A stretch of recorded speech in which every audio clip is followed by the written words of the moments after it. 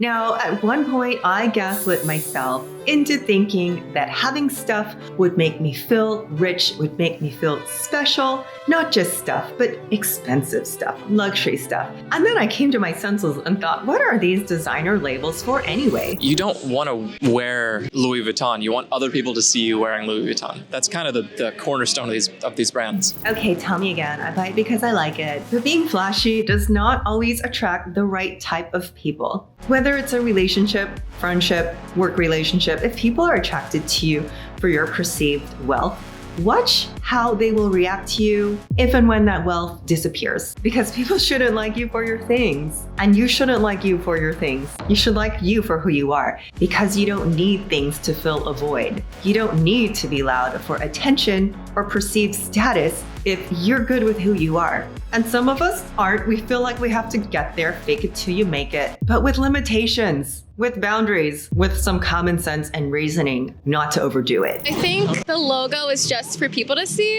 And if anyone cares about me for that reason, then I'm like, get away from me. We've all been gaslit, including myself, from these luxury brands. They just have really good marketing and they put a lot of money into the marketing and they put that money into the bags that you're buying. And we've also been brainwashed to think that if it's made in China, it's just not good. And according to this TikTok, this is what your Hermès bag should actually cost. Let's break it down. Price of the leather, the Togo leather. It is not grown by an Hermès cow, by the way. $450 US. The thread, $25. Hardware, $150. Edging oil, $50. Lining, $100. Zipper, $10. Labor, $600, and packaging, $10. These are the actual costs to make the bag, not including tax and tariffs, $1,400 USD. For a Birkin, that retails for about $38,000, according to this guy on TikTok. So between $38,000 and $1,400, there is an S-load of tariffs and taxes worked into that, plus branding and yada yada and all that stuff, and transportation costs to get it from China to France to the US. So now the internet is abuzz because supposedly China is retaliating by exposing these luxury brand secrets. But are they really secrets? And are they really exposing anything? So I'm going to take the moment here to talk about my sponsor, She Said Yes. Yes, they are a manufacturer in China. They sponsor a lot of jewelry, most of the jewelry that I'm wearing, actually all the jewelry that I'm wearing right now. But I picked out a new ring. This is a double heart ring. It looks like a bow, so I had to have it. And it's beautiful direct-to-consumer jewelry without having to pay all the extra advertising cost and fluff. I mean, you might disagree with me, but I still think they look nice, they decorate my fingers, and they get compliments. And I don't care that it's not a Van Cleefs, because if someone is looking at me saying, oh, you're not wearing Tiffany and Cartier and Van Cleefs, I don't really want to deal with that person anyway. Okay, so She Said Yes always offers the most beautiful jewelry. You can find the coupon code and the description for everything I'm wearing. Now this ring is 2 hearts. You can get any color stone. You can get any color of metal, well, whether it's silver, yellow gold, or rose gold. And I wear these rings all the time. You can see this side does not fade. The plating does not wear off, and it's beautiful jewelry. You can find all the details in the description of this video. There have always been tariffs. Now, any relationship between countries can be symbiotic or it can be toxic, just like friendships. One gives, one takes. So at one point, this might have seemed like it was benefiting both countries. Americans get cheap products and cheap labor. China gets to build their infrastructure. And maybe now it's a little lopsided because now everything is made from China.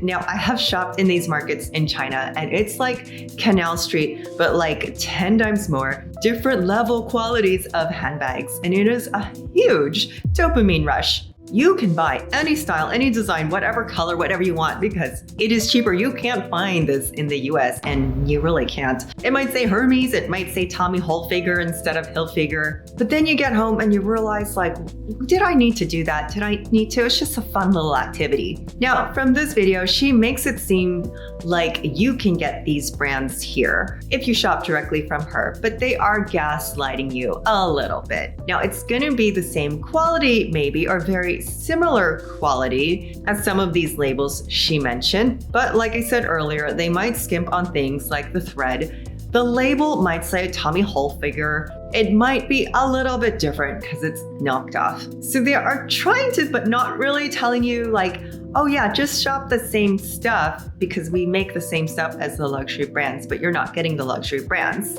Now, the thing is, none of this should be a secret. Where did you think your clothes came from anyways? Now, the reason they're doing this, they're not just exposing the brands, because I feel like people who shop these brands just don't care anyways. Because like what I said from the beginning, if you want that perceived status of shopping luxury, that it's not going to matter. You're still going to go to Louis Vuitton and Chanel. They're not going to go out of business. And it might just expose that y'all have been paying tariffs anyways, and other countries have been benefiting. But now, what is a tariff anyways? It means if you're bringing something into our country, you've got to pay a little tax, and vice versa. So if you're going to send your Louis Vuitton goods, we're going to charge a little bit more, and the buyer's going to pay for that. We all know of someone, yes, we all know that if you fly to France, your Louis Vuitton bag is going to be like 10 to 20% cheaper. And I have heard people of taking those trips in the name of saving money. The people who want the luxury goods are going to be the least likely to complain because they've given to it anyways. As we have seen that every time there's a rumor of a price increase, that you guys panic shop. And then you write me and ask me, is it worth it? Is it worth it? My God, oh, nothing there is worth it. But if you want it and you've saved for it, then I don't know, just do it. And you go panic buy $5,000 worth of luxury bags. Yes, that makes sense. I mean, nothing that you couldn't find without a little research. It's just time for people to think. And it's time for people to learn that these luxury brands are not about luxury. They're about saving and making money by exploiting labor in other countries and can get away with it because the people who want to buy luxury will buy it and will not complain. And as long as they're made in other countries, out of sight, out of mind, and then shipped to places like Italy and Spain that are luxurious. By the way, these Chinese factories now actually exist in Italy and Spain, as we see from the Dior scandal. And then these luxury brands might try to avoid even more tariffs by rerouting the cargo ships to make it seem like it came from here, where it's taxless as opposed to here. Anyways, I know this angers people because they may feel a little finessed that they paid $3,000 when I paid $300 because overpaying is not a flex. And maybe they're mad because now you get to look rich but on a budget when I actually spent it. So now you get to be in the club, but I paid to be in the club. It's not fair. And then there's those of you who claim, oh, but the stitching is different. Oh, it's gonna fall apart. So is that little difference worth 10 times the markup? And some of you say, yeah, well, I just feel better if I spend the money. The only ones winning here are the luxury brands because buying those bags make you a free advertisement. And for those of you who are whining and saying you are stealing from the brands and the designer, whose God are you worshiping? They rob you blind and you thank them for it. That's a tragedy. That's a scam. That's why I'm saying this right now. Americans, you don't need a tariff. You need a revolution.